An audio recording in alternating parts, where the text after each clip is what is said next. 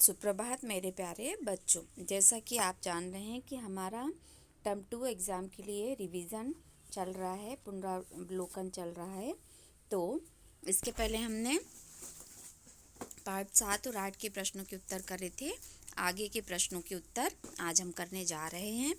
तो अभी जो आपका रिवीजन चल रहा है, प्रश्नों के उत्तर, वर्कशीट, जो भी कुछ आपको पढ़ाया जा रहा है, वर्कशीट दी जा रही है, उसे आप बहुत अच्छे से आपकी कॉपी में करेंगे और प्रश्नों के उत्तरों को याद कर कर के लिखना है। ठीक है, चलिए शुरू करते हैं हम। प्रश्न नंबर 1, आशीष ने किन्हें अपना दोस्त बना लिया था?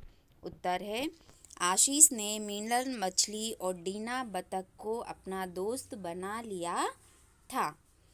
अगला है, तितलियों ने तालाब के पास आना क्यों बंद कर दिया?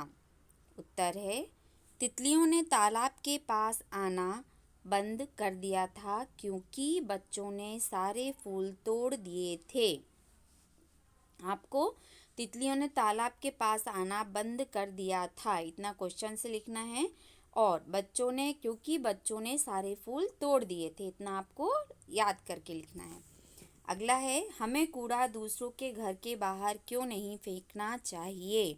उत्तर है, हमें कूड़ा दूसरों के घर के सामने इसलिए नहीं फेंकना चाहिए क्योंकि इससे पर्यावरण दूषित और अस्वच्छ होता है।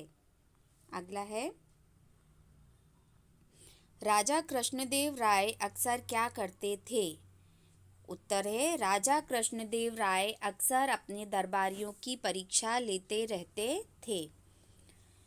अगला प्रश्न है, तेनालीरामन ने राजा की आज्ञा का पालन किस प्रकार किया था? उत्तर है, तेनालीरामन ने राजा की आज्ञा का पालन किया था। उन्होंने अशर्फी पर अंकित राजा का चित्र देखकर ही प्रत्येक अशर्फी को अपने ऊपर खर्च किया था। प्रश्न क्रमांक 6, मोहित से क्या भूल हो गई? उत्तर है, रोहित से फूल तोड़ने की भूल हो गई।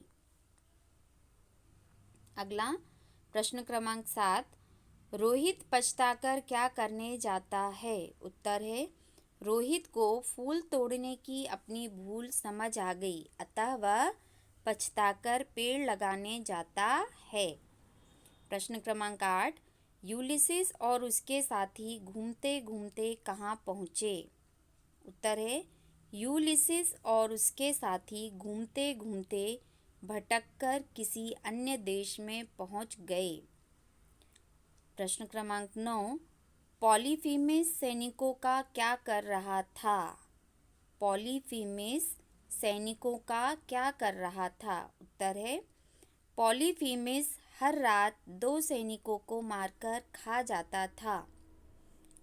पॉलीफीमिस हर रात 2 सैनिकों को मारकर खा जाता था।